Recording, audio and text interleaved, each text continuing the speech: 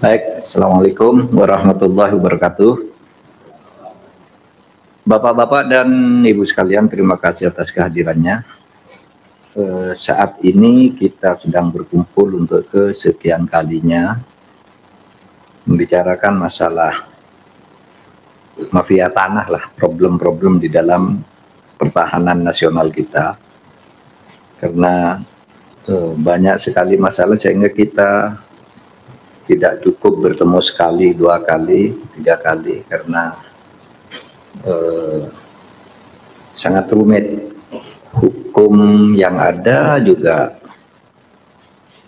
rumit kalau dilaksanakan apa adanya. Tapi kalau tidak diselesaikan secara hukum itu ya susah gitu. Sehingga saya berkesimpulan begini, kenapa masalah tanah ini menjadi rumit?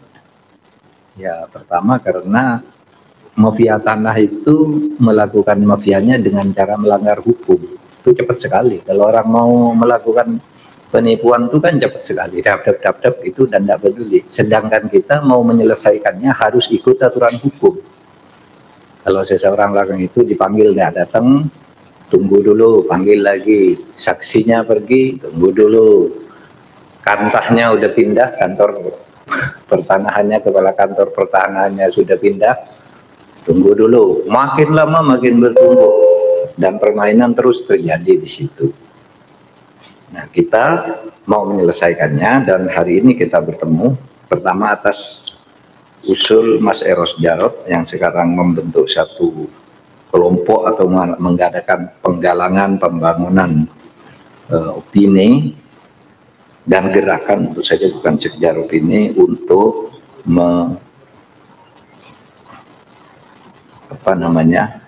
ikut menyelesaikan masalah-masalah pertahanan yang sudah sangat parah ini. Sehingga di sini kalau menurut daftar saya yang dari tamu ini yang hadir ada Mas Bambang Harimurti, kemudian Pak Faisal Basri tidak datang ya. Tadi macet kali ya, tapi di sini confirm ini. Belum ada konfirmasi. Pak Bambang Harimurti oke, Pak Betor Suryadi, kemudian Pak Denny Indrayana, kemudian Bapak Suwidi Tono, kemudian Ibu Narti. Mana Bu Narti? Di sini ada hadir di sini. Mana Bu? Oh, di situ. Kemudian Ibu Yeni Sucipto. Oke. Bapak Lukas Suarso. Kemudian Bapak Frans Abah, kemudian tokohnya ini Pak Eros Jarot dengan beberapa pengawal,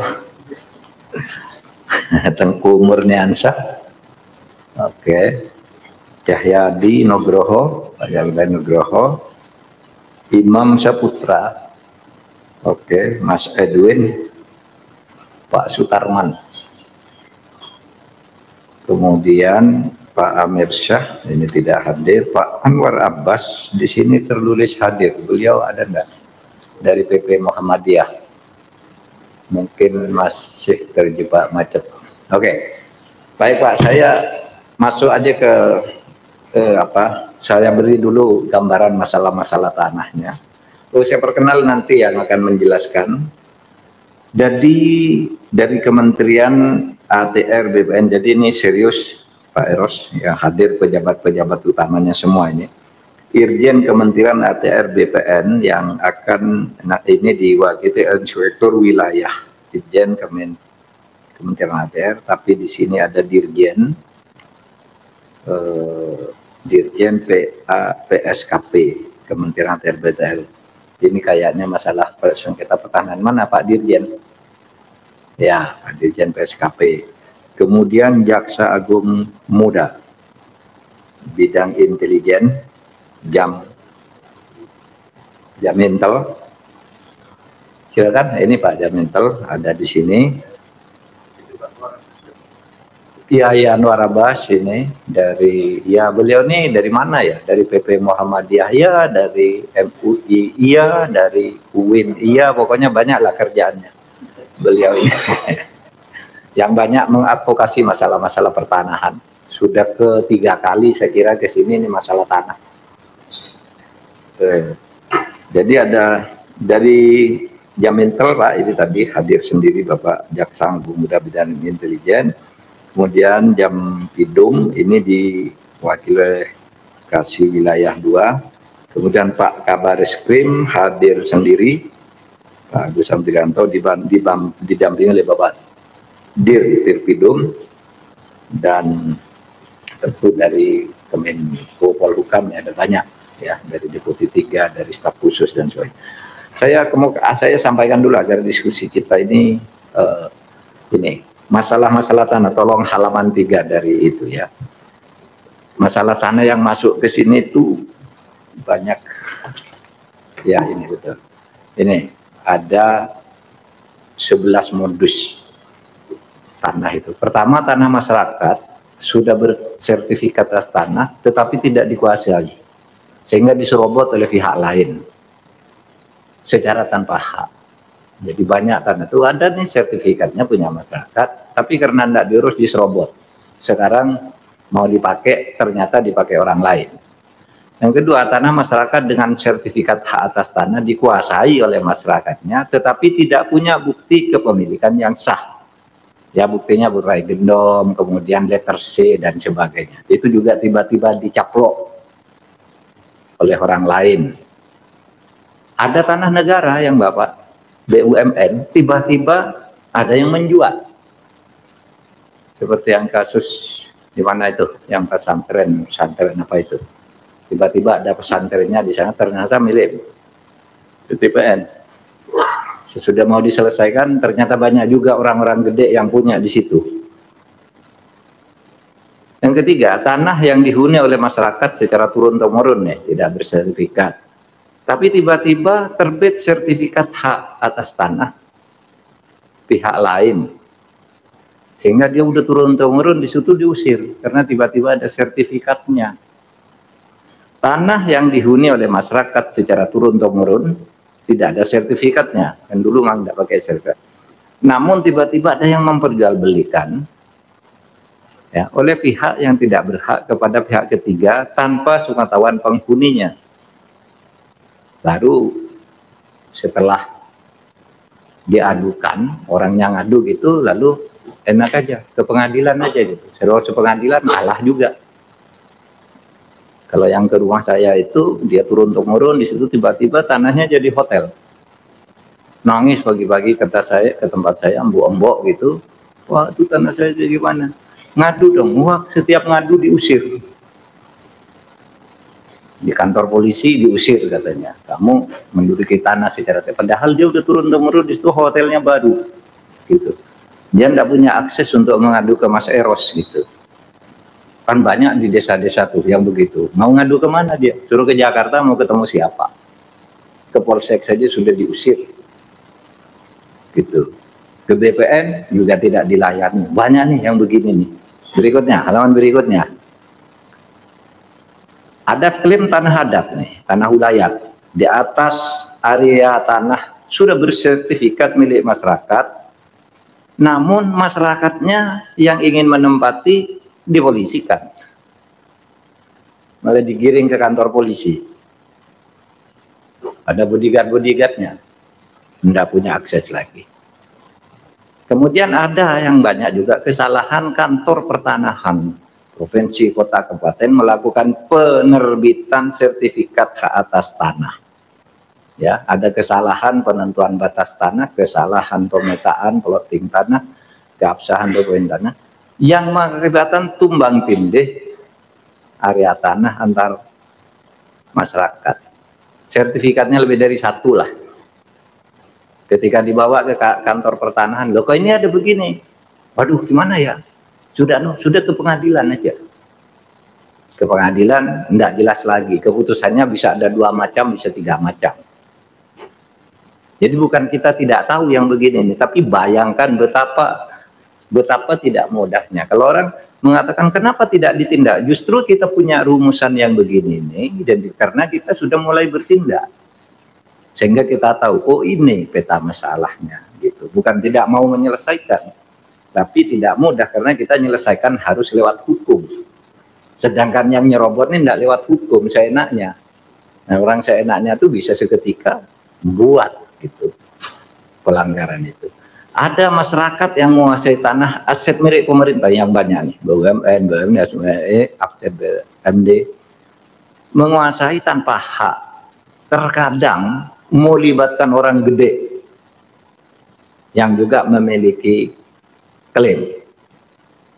Misalnya tuh yang saya sebut tadi kasus PTPN, yang tiba-tiba ada ponpesnya yang mewah, sesudah dipersoalkan ribut karena dia sudah membeli, sesudah diteliti di pinggir-pinggirnya tuh banyak lagi orang gede yang punya tanah di situ, pensiunan menteri lah, pensiunan jenderal lah, mantan bupati, punya semua di situ.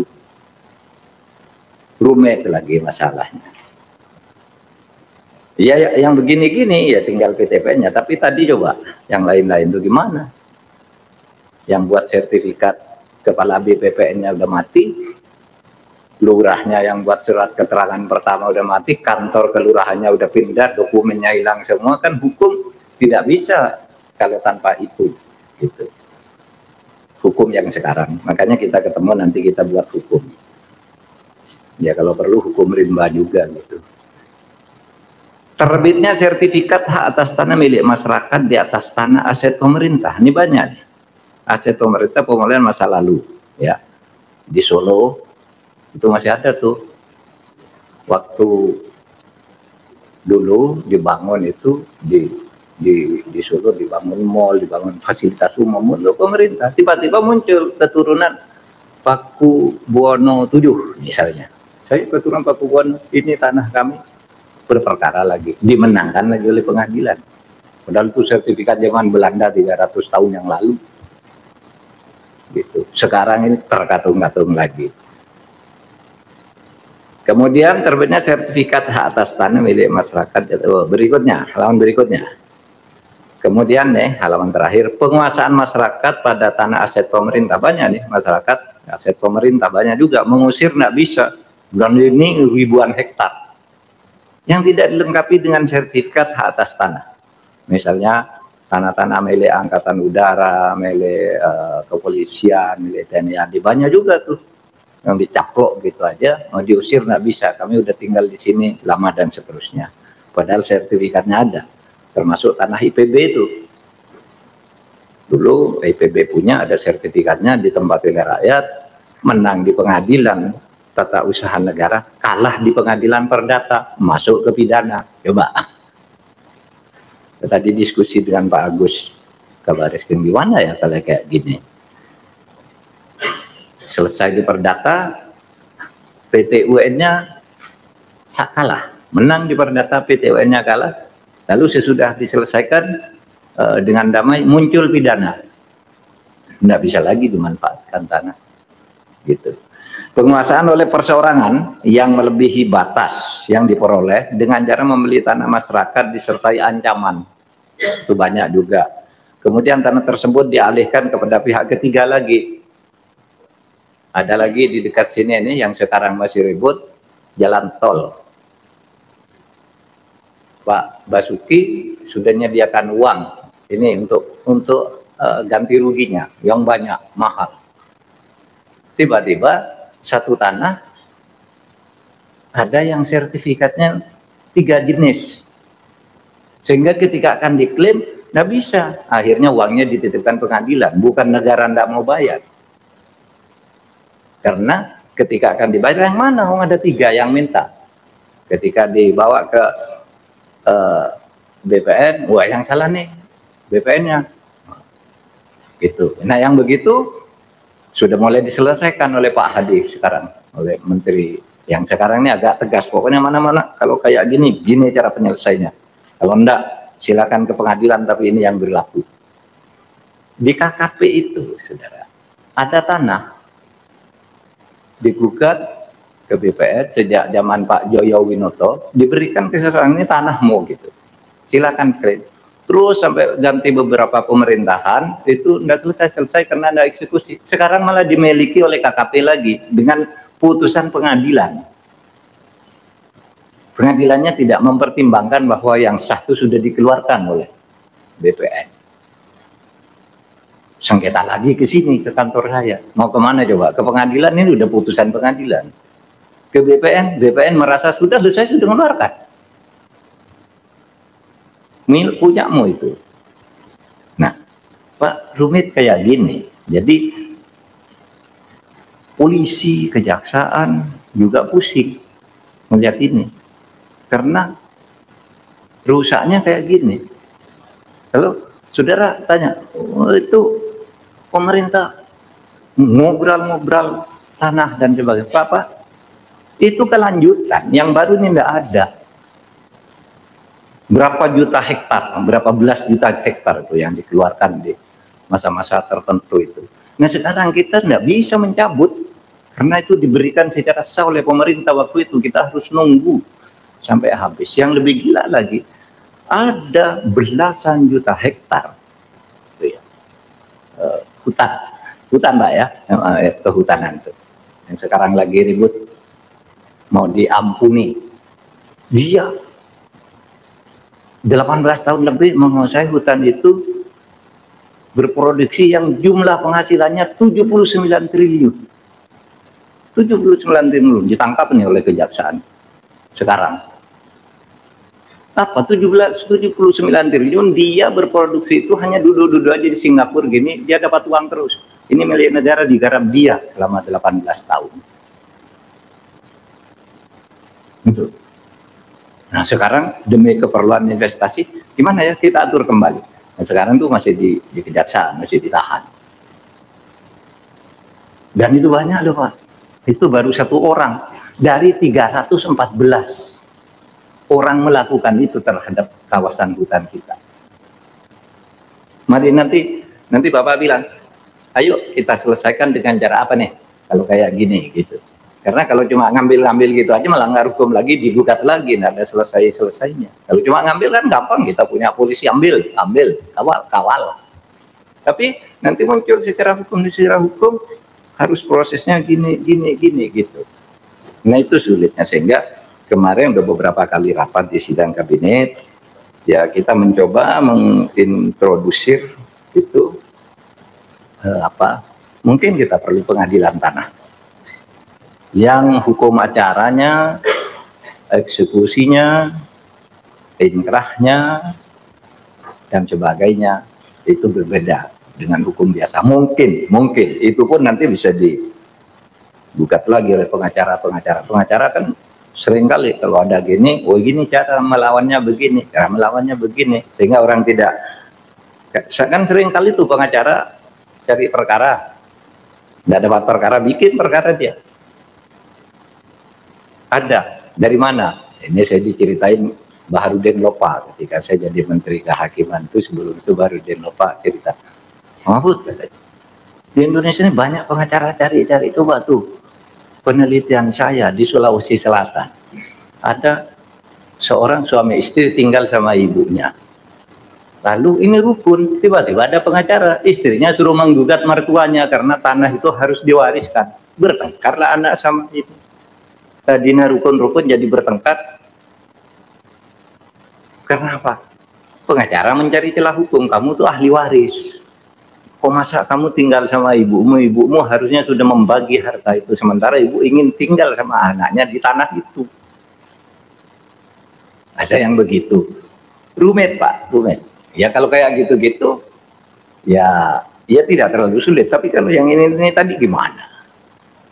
Ini tanah udah berpindah ke seorang yang mengalihkan, lurahnya sudah mati, lurahnya masih hidup, camatnya yang mati, camatnya masih hidup, berkasnya udah hilang karena kantor kecamatannya pindah, dan seterusnya gitu. Begitu banyak masalah tanah di negeri ini. Nah itulah pengantar dari saya, Bapak-bapak, para pejabat, nanti ya kita mendengar ini dulu nih, keluhan dari masyarakat, lalu kita mau apa. Mulai dari Mas Eros atau Pak Denny atau Pak Bambang atau siapa? Mas Eros.